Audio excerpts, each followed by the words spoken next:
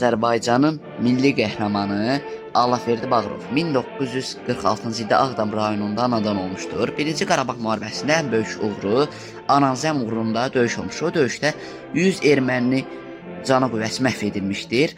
10 erməni əskəri də əsir düşmüşdür müharibədə. Hələ Naxçıvanlı kəndində də ermənilərin də texnikaları da məhv edilmişdir.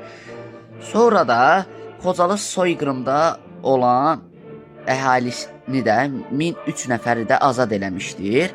Bununla da yanaşı Xocalı soyqırımında hansısa bir qızın valideyni də öldürülmüşdü deyə o valideynini öldürən erməni də 2 güllə ilə əsirlikdə olanda öldürmüşdür Allahverdi Bağırov.